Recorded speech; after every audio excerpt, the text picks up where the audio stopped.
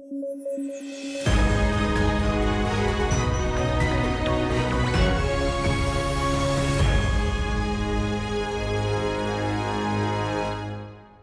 News at 9 programme में आपका स्वागत है। मैं हूं अमृत उपाध्याय। आइए जल्दी से देखें आज की हेडलाइंस। भारत वन स्थिति रिपोर्ट 2023 जारी। देश में वन संसाधनों के लिहाज से बेहद अहम है ये दस्तावेज। फॉरेस्ट सर्वे ऑफ इंडिया करता है रिपोर्ट जारी। एनएचआरसी अध्यक्ष के पद को लेकर फैली अफवाह। पूर्व सीजेआई ने खारिज की अफवाहें। प्रधानमंत्री की अध्यक्षता वाली समिति करती है चुनाव।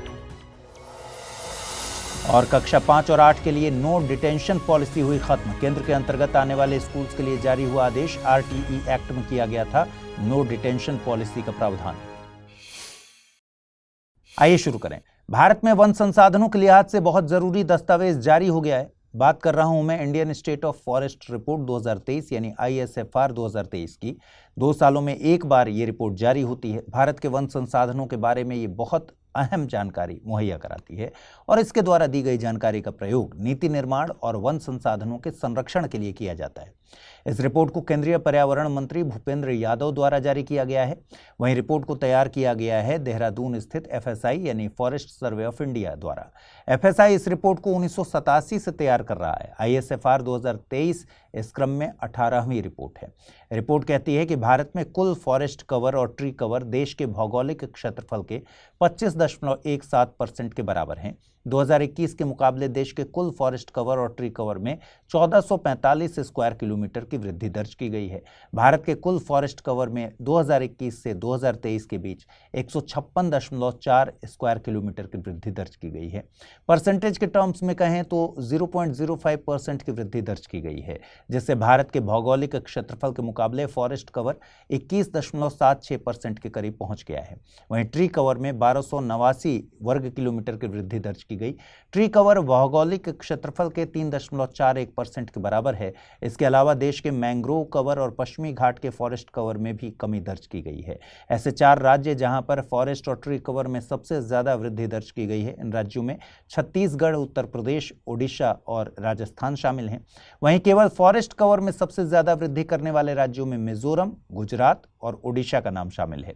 वहीं 3 राज्य जिनमें क्षेत्रफल के मुकाबले सबसे ज्यादा फॉरेस्ट और ट्री कवर मौजूद हैं, इनमें मध्य प्रदेश, अरुणाचल प्रदेश और महाराष्ट्र का नाम आता है। और देश में क्षेत्रफल के मुकाबले सबसे ज्यादा फॉरेस्ट कवर करने वाले राज्यों में मध्य प्रदेश पहले नंबर पर है, अरुणाचल प्रदेश दूसरे नंबर पर है और छत्तीसगढ़ तीसरे नंबर पर है। लेकिन अगर परसेंटेज के टर्म्स में देखें तो भौगोलिक क्षेत्रफल के मुकाबले सबसे ज्यादा फॉरेस्ट कवर लक्षद्वीप में है 91.33%। इसके बाद मिजोरम 85.34% और अंडमान तथा निकोबार द्वीप समूह में 81.62% फॉरेस्ट कवर है। रिपोर्ट से पता चलता है कि देश में 19 राज्य और संघ शासित प्रदेश मौजूद हैं, जहां पर 33% से ज्यादा फॉरेस्ट कवर मौजूद है। इनमें से 8 राज्य और संघ शासित प्रदेश ऐसे भी हैं जहां पर फॉरेस्ट कवर 75% से ज्यादा है। इनमें मिजोरम, लक्षद्वीप, अंडमान और निकोबार द्वीप समूह, अरुणाचल प्रदेश, नागालैंड, मेघालय, त्रिपुरा और मणिपुर शामिल है। अब आपको ये देखकर घबराना नहीं है कि ये इतना सारा डेटा याद कैसे होगा। अभी आप न्यूज़ देखिए, इसके बाद मेरे टेलीग्राम चैनल पर जाकर PDF डाउनलोड कर लीजिए। PDF में सारे फैक्ट विद डेटा आपको एक जगह लिखे मिलेंगे। बस PDF को 2 बार पढ़ना है। जो फैक्ट याद ना हो उसे हाईलाइट करना है, दोबारा हाईलाइटेड फैक्ट्स को पढ़ लेना है। ट्रस्ट मी, आपको याद हो जाएगा। मेरा टेलीग्राम चैनल आपको पता है, अमृत उपाध्याय 007। बीते दिनों मीडिया में एक खबर सर्कुलेट हो रही थी कि NHRC यानी राष्ट्रीय मानवाधिकार आयोग के अध्यक्ष के पद पर पूर्व CJI DY चंद्रचूड़ को नियुक्त किया जा रहा है। लेकिन अब खुद पूर्व CJI ने मीडिया में फैल रही इन खबरों पर विराम लगा दिया है। पूर्व CJI DY चंद्रचूड़ ने कहा कि वे अपना रिटायरमेंट एंजॉय कर रहे हैं। देखिए, NHRC के अध्यक्ष पद पर सुप्रीम कोर्ट के पूर्व जज अरुण कुमार मिश्रा काबिज थे, लेकिन 1 जून को उनका कार्यकाल पूरा हो गया। तब से NHRC के अध्यक्ष पद पर विजया भारती सयानी एक्टिंग चेयरपर्सन के तौर पर कार्यरत हैं। अभी प्रधानमंत्री की अध्यक्षता वाली एक उच्च स्तरीय समिति की बैठक आयोजित हुई है और तभी से ये कयास लगाए जा रहे थे कि DY चंद्रचूड़ NHRC के अध्यक्ष बनेंगे। हालांकि अब इस खबर का खंडन हो चुका है। एनएचआरसी के अध्यक्ष का चुनाव जिस समिति के द्वारा किया जाता है उसकी अध्यक्षता प्रधानमंत्री करते हैं। इसमें प्रधानमंत्री के अलावा लोकसभा स्पीकर, गृह मंत्री, लोकसभा और राज्यसभा में विपक्ष के नेता और राज्यसभा के उपाध्यक्ष शामिल होते हैं। इस समिति की सिफारिशों के बाद राष्ट्रपति द्वारा सुप्रीम कोर्ट के पूर्व सीजेआई या सुप्रीम कोर्ट के रिटायर्ड जज की नियुक्ति एनएचआरसी के अध्यक्ष पद पर की जाती है। मतलब ये कि जिस नाम का सुझाव प्रधानमंत्री की अध्यक्षता वाली सिलेक्शन कमेटी के द्वारा दिया जाता है उनकी नियुक्ति अध्यक्ष पद पर राष्ट्रपति द्वारा की जाती है। आपको बता दें कि राष्ट्रीय मानवाधिकार आयोग का गठन हुआ था 12 अक्टूबर 1993 को और इसे एक अधिनियम के जरिए मानवाधिकार अधिनियम 1993 के जरिए गठित किया गया था। इस एक्ट को protection of human rights amendment act 2006 के जरिए संशोधित भी किया गया था। राष्ट्रीय मानवाधिकार आयोग का गठन पेरिस सिद्धांतों के अनुरूप हुआ है। यह देश में मानवाधिकारों को बढ़ावा देने के लिए जिम्मेदार है। अगर आपका सपना है सिविल सेवा परीक्षा की तैयारी में सफलता हासिल करना और आईएएस बनना, तो study IQ IAS Hindi team आपके लिए लेकर आई है एक अनूठा अवसर, P2I बैच। ये बैच एक वन स्टॉप सॉल्यूशन है जो आपकी यूपीएससी की पूरी तैयारी को सिस्टमैटिक और रिजल्ट ओरिएंटेड बनाता है। इसमें शामिल हैं 1000+ घंटे की लाइव क्लासेस जो आपको हर विषय की गहराई तक ले जाएंगी, 1-to-1 मेंटोरशिप जिससे किया जा सकेगा आपकी कमजोरियों और डाउट्स का समाधान, SIP क्रैश कोर्स जो प्रीलिम्स से लेकर मेंस तक की तैयारी के दौरान एक मील का पत्थर साबित होगा, डेली करंट अफेयर्स ताकि आप अपडेटेड रहें देश दुनिया से, इंटरव्यू गाइडेंस प्रोग्राम जो आपको न केवल आत्मविश्वास से भरपूर करेगा बल्कि साक्षात्कार के हर पहलू के लिए पूरी तरह से तैयार भी करेगा। इसके अलावा इस बैच की खासियत है इसकी फ्री रेसिडेंशियल सुविधा जो प्रीलिम्स पास करने के बाद दिल्ली में मेंस की तैयारी के लिए दी जाती है। तो देर किस बात की, जुड़िए हमारे साथ और करिए अपने सपने को साकार। ज्यादा जानकारी के लिए आप amrit@studiiq.com पर संपर्क कर सकते हैं या फिर SIQH कोड लगाकर एडमिशन ले सकते हैं। प्रधानमंत्री नरेंद्र मोदी बीते दिनों कुवैत की आधिकारिक यात्रा पर थे। वे कुवैत के अमीर शेख मिशाल अल अहमद अल जाबिर अल सबाह के बुलावे पर कुवैत पहुंचे थे। बड़ा लंबा नाम है। नरेंद्र मोदी का कुवैत दौरा कई मायनों में बहुत अहम है। ये किसी भी भारतीय प्रधानमंत्री का 43 साल बाद किया गया दौरा है। इससे पहले 1981 में भारत की तत्कालीन प्रधानमंत्री इंदिरा गांधी गई थीं कुवैत। पीएम मोदी के कुवैत दौरे को अरब देशों के मीडिया में काफ़ी तवज्जो दी गई। इसके अलावा प्रधानमंत्री नरेंद्र मोदी ने ये यात्रा सीरिया से बशर अल असद के शासन के खत्म होने के 2 हफ्ते के बाद की है।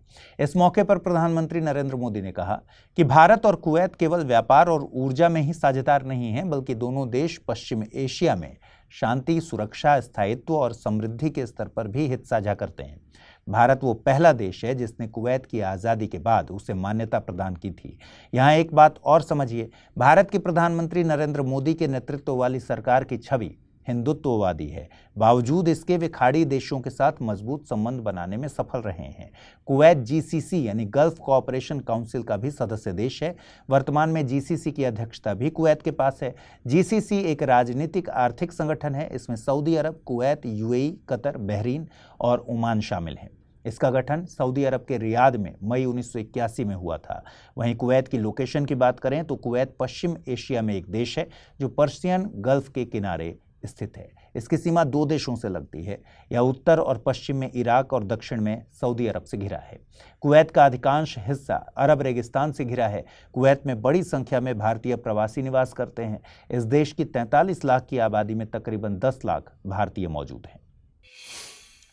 केंद्र सरकार ने केंद्र के अधीन आने वाले स्कूल्स में कक्षा 5 और 8 के लिए नो डिटेंशन पॉलिसी को खत्म कर दिया। मतलब कक्षा 5वीं और 8वीं के बच्चे अगर सालाना होने वाले एग्जाम में पास नहीं हो पाते तो उन्हें फेल कर दिया जाएगा। केंद्र द्वारा संचालित 3000 से ज्यादा स्कूल्स पर यह आदेश लागू होगा। इन स्कूल्स में नवोदय विद्यालय, सैनिक स्कूल्स और केंद्रीय विद्यालय शामिल हैं। शिक्षा मंत्रालय द्वारा जारी नोटिफिकेशन के मुताबिक अगर कोई बच्चा ईयर एंड एग्जाम के बाद अगली क्लास में प्रमोशन के लिए तय किए गए मानदंडों को पूरा नहीं कर पाता तो उन्हें रिजल्ट अनाउंस होने के 2 महीनों के बाद री एग्जामिनेशन का अवसर दिया जाएगा। अगर री एग्जामिनेशन में भी स्थिति वैसी ही रहती है तो बच्चे को कक्षा 5 या 8 जिस भी कक्षा से संबंधित मामला हो उससे आगे प्रमोट नहीं किया जाएगा। जिस क्लास में बच्चे को फेल किया गया है उस दौरान टीचर्स बच्चे और उसके पेरेंट्स को इनपुट्स देते रहेंगे और समय समय पर लर्निंग गैप्स का असेसमेंट भी किया जाएगा। हालांकि सरकार ने साफ किया है कि प्रारंभिक शिक्षा पूरी होने तक किसी भी बच्चे को किसी भी स्कूल से निकाला नहीं जाएगा। कई राज्यों ने अपने यहाँ से नो डिटेंशन पॉलिसी को पहले ही खत्म कर दिया था। अब आइए समझते हैं कि नो डिटेंशन पॉलिसी है क्या। तो इसका जवाब है कि 2009 में आरटीई एक्ट की धारा 16 में एक नियम जोड़ा गया। इसके मुताबिक किसी भी स्कूल में प्रवेश प्राप्त बच्चे को प्रारंभिक शिक्षा पूरी होने तक किसी भी कक्षा में रोका नहीं जाएगा या स्कूल से नहीं निकाला जाएगा। आप बताइए, क्या स्कूल्स में बच्चों को क्लास में फेल कर देने के अलावा कोई और विकल्प अपनाया जा सकता है? आज का टर्म ऑफ द डे है कैडावर डोनेशन या फिर शवदान। कैडावर डोनेशन या फिर शवदान में व्यक्ति मृत्यु के बाद अपना पूरा शरीर विज्ञान के लिए दान कर देता है। इन शवों का उपयोग डॉक्टर्स को मानव शरीर की एनाटॉमी को बेहतर ढंग से समझने और सर्जरी की प्रैक्टिस करने में ट्रेन करने के लिए किया जाता है। वैसे ट्रेनिंग के लिए डमी का यूज भी किया जा सकता है, लेकिन शवों पर सर्जरी करने से रियलिस्टिक एक्सपीरियंस मिलता है। शवों का उपयोग नए चिकित्सा उपकरणों के विकास के अलावा विभिन्न रोगों के शारीरिक प्रभाव का अध्ययन करने के लिए भी होता है। 18 वर्ष से अधिक आयु का कोई भी व्यक्ति कानूनी रूप से शवदाता बनने के लिए सहमति दे सकता है, लेकिन अगर व्यक्ति मृत्यु के समय रजिस्टर्ड नहीं है तो उनके गार्डियन या फिर निकटतम रिश्तेदार भी उनका शरीर दान कर सकते हैं। जो लोग लंबे वक्त से बीमार हैं वो भी बॉडी डोनेट कर सकते हैं, लेकिन संक्रामक रोग जैसे टीबी, एचआईवी से पीड़ित लोगों की डेड बॉडीज को स्वीकार किए जाने की संभावना नहीं होती। इसके अलावा मेडिकल कॉलेज उन व्यक्तियों के शवों को स्वीकार करने से भी मना कर सकते हैं जिनकी मौत अप्राकृतिक वजहों से हुई है और जो मेडिको लीगल केस के अधीन है। अब अगर किसी व्यक्ति को बॉडी डोनेशन करना हो तो क्या करना होगा? देखिए, पूरे शरीर के दान को ट्रैक करने के लिए कोई राष्ट्रीय संगठन नहीं है। जैसे शरीर के किसी अंग दान के लिए national organ and tissue transplant organisation में ऑनलाइन रजिस्टर करवाना होता है। आमतौर पर मेडिकल कॉलेज, हॉस्पिटल्स के एनाटॉमी विभाग इसमें सीधे प्रभारी होते हैं। अगर किसी को शरीर दान करना है तो उसे स्पेसिफाइड डिपार्टमेंट में जाकर रजिस्ट्रेशन कराना होता है जहां वो अपना शरीर दान करना चाहते हैं। वहीं मौत के बाद डोनर के निकटतम रिश्तेदार को दान की प्रक्रिया के लिए डिपार्टमेंट से संपर्क करना होता है। आइए अब देखते हैं आज के रैपिड न्यूज में क्या है खास। प्रधानमंत्री नरेंद्र मोदी को कुवैत के सर्वोच्च नागरिक सम्मान order of Mubarak the great से नवाजा गया है। यह सम्मान आमतौर पर किसी देश के प्रमुख, विदेशी शासकों और राज परिवार के सदस्यों को दोस्ती के प्रतीक के रूप में दिया जाता है। इस पुरस्कार को 1974 में मुबारक अल सबाह की याद में स्थापित किया गया था और 1992 में इराक से आज़ादी के बाद इसका स्वरूप बदला गया। मुबारक अल सबाह को मुबारक अल कबीर या फिर मुबारक द ग्रेट के नाम से भी जाना जाता है। उन्होंने 1896 से 1915 तक कुवैत पर शासन किया था। 23 दिसंबर को हर साल राष्ट्रीय किसान दिवस के रूप में मनाया जाता है। यह दिन किसानों के सामाजिक आर्थिक विकास में योगदान को मान्यता देता है और उनके कल्याण के लिए जागरूकता फैलाता है। इस दिन को भारत के 5वें प्रधानमंत्री श्री चौधरी चरण सिंह की जयंती की याद में मनाया जाता है, जिन्होंने किसानों की भलाई के लिए काम किया था। अपने छोटे से कार्यकाल में उन्होंने किसानों की स्थिति सुधारने और उन्हें सशक्त बनाने के लिए कई कल्याणकारी कार्यक्रम चलाए। 2001 में भारत सरकार ने चौधरी चरण सिंह के योगदान को सम्मानित करने के लिए 23 दिसंबर को राष्ट्रीय किसान दिवस के रूप में मनाने की घोषणा की। कोलकाता के नेताजी सुभाष चंद्र बोस अंतर्राष्ट्रीय एयरपोर्ट पर पहला उड़ान यात्री कैफे खोला गया। दरअसल एयरपोर्ट पर यात्रियों के लिए एक बड़ी राहत के रूप में नागरिक उड्डयन मंत्रालय ने उड़ान यात्री कैफे शुरू करने की घोषणा की थी। कैफे एयरपोर्ट पर आवश्यक वस्तुएं जैसे पानी, खाना और स्नैक्स को किफायती और उचित दामों पर उपलब्ध कराएगा। इस पहल को कोलकाता हवाई अड्डे पर पायलट प्रोजेक्ट के रूप में शुरू किया गया है। यदि ये सफल होता है तो इसे देश भर के अन्य एयरपोर्ट्स पर भी शुरू किया जाएगा। राष्ट्रीय उपभोक्ता दिवस पर उपभोक्ता मामले का विभाग जागो ग्राहक जागो ऐप, जागृति ऐप और जागृति डैशबोर्ड लॉन्च करेगा। ये ऐप सीसीपीए यानी केंद्रीय उपभोक्ता संरक्षण प्राधिकरण को डार्क पैटर्न्स के खिलाफ स्वतः कार्रवाई करने में मदद करेगा। जागो ग्राहक जागो ऐप उपभोक्ताओं को ऑनलाइन गतिविधियों के दौरान सभी यूआरएल्स के बारे में जानकारी देगा और अगर कोई यूआरएल असुरक्षित होगा तो यह ऐप आपको आगाह करेगा। जागृति ऐप उपयोगकर्ताओं को उन यूआरएल्स को रिपोर्ट करने की सुविधा देगा जहां डार्क पैटर्न्स मौजूद हो सकते हैं। रिपोर्ट सीसीपीए के पास शिकायत के रूप में दर्ज की जाएगी। भारत 2025 में पहली बार ISSF यानी international shooting sport federation junior world cup की मेजबानी करने वाला है। यह 11वां जूनियर शूटिंग विश्व कप होगा जिसमें राइफल, पिस्टल और शॉटगन श्रेणियों में इवेंट आयोजित होंगे। इसमें ओलंपिक और गैर ओलंपिक इवेंट्स शामिल हैं। प्रतियोगिता की तारीखें और मेजबान शहर अभी तय नहीं हुए हैं, लेकिन यह सितंबर से नवंबर के बीच आयोजित होगी। जूनियर वर्ल्ड कप 2016 में शुरू हुआ था और यह अंडर 21 खिलाड़ियों के लिए एक प्रमुख अंतर्राष्ट्रीय निशानेबाजी प्रतियोगिता है। इससे पहले भारत ने 2 चैंपियनशिप और 6 ISSF प्रतियोगिताओं की मेजबानी की है, जिनमें 2 विश्व कप फाइनल और 4 सीनियर ISSF विश्व कप शामिल हैं। आइए जल्दी से देखें बुलेटिन पर आधारित प्रश्न। पहला सवाल, निम्नलिखित में से कौन सा देश गल्फ कोऑपरेशन काउंसिल GCC का सदस्य देश नहीं है? ईरान, सऊदी अरब, ओमान या फिर बहरीन? और अगला प्रश्न है, निम्नलिखित कथनों पर विचार कीजिए। भारतीय वन स्थिति रिपोर्ट यानी ISFR को फॉरेस्ट सर्वे ऑफ इंडिया के द्वारा तैयार किया जाता है। ये रिपोर्ट हर साल जारी की जाती है। भारत में कुल फॉरेस्ट कवर और ट्री कवर देश के भौगोलिक क्षेत्रफल के 25.17% के बराबर हैं। उपर्युक्त में से सही कथन या कथनों को चुनना है, केवल 1 और 2, केवल 2 और 3, केवल 1 और 3 या फिर 1, 2 और 3। आइए देखें पिछले बुलेटिन मैंने आपसे कौन से सवाल पूछे थे, उनके सही जवाब क्या हैं। पहला सवाल था, दुनिया का पहला क्वांटम संचार उपग्रह किसके द्वारा लॉन्च किया गया? फ्रांस, अमेरिका, चीन या फिर रूस? सही जवाब है विकल्प सी यानी चीन। अगला प्रश्न था, 2025 में 12वें विश्व पैरा एथलेटिक्स चैंपियनशिप की मेजबानी निम्नलिखित में से कौन करेगा? श्रीलंका, भारत, पाकिस्तान या फिर कतर? सही जवाब है विकल्प बी यानी भारत। तो आज इस बुलेटिन में इतना ही। कल रात 9 बजे आपसे फिर से मुलाकात होगी। ख्याल रखिए अपना, ठीक से पढ़ाई कीजिए, बुलेटिन को लाइक कीजिए। अगर आप इस बुलेटिन की PDF हासिल करना चाहते हैं, अमृत उपाध्याय 007 AMRITUPADHYAY 007 टेलीग्राम चैनल पर जाइए, इसकी PDF वहाँ रोजाना मिलती है। अपना ख्याल रखिए, ठीक से पढ़ाई कीजिए। मिलते हैं कल रात 9 बजे। नमस्कार।